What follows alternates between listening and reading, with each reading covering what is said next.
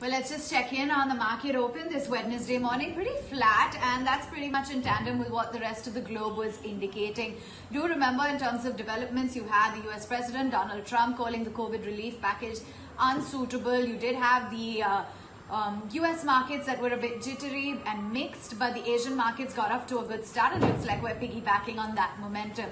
So for now, 13,445 on the Nifty. For the Sensex, we're down about 70 odd points in trade. Quite different when it comes to the broader universe. Check in on the mid and the small caps, and that's really where there's a lot more fervor.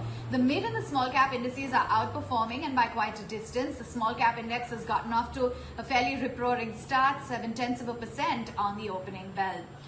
In terms of sectors, well, you do have pressure kicking in for the metal sector. Energy is looking quite weak. PSU banks down 0.6%.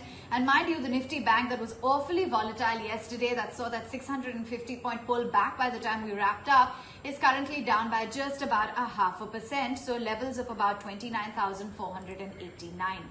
On the flip side, though, resilience continues in the IT basket. Yet again, second straight day on the trot. This has been your solid outperformer. Real estate, consumption, FMCG, to a certain extent, are contributing on the upside.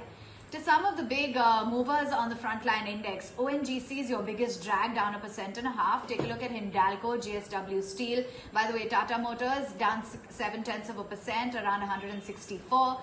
GAIL and RIL as well is on the back foot, but a downtick of just about 0.5% there at 1926. ICICI Bank, SBI Life, Ultratech, as well as UPL, some of the other losers.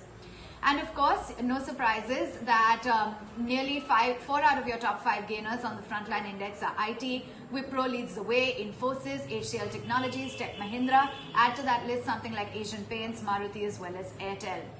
Let's get to the newsmakers then, and Wipro is clearly in focus on the back of the news of the buyback, that massive deal as well that it signed. Ditto for Infosys, bagging a solid deal, and that's keeping the stock abuzz in trade. Meantime, some of the other newsmakers in today's trading session include Bajaj Auto. They signed an MOU with the government of Maharashtra for an investment worth about 650 crores. Aster DM has entered an agreement with the Cayman Island government. This is their subsidiary in the Caribbean. M&M in focus. SsangYong has missed the repayment of loans. BEL is on Morgan Stanley's radar, an overweight rating on the stock.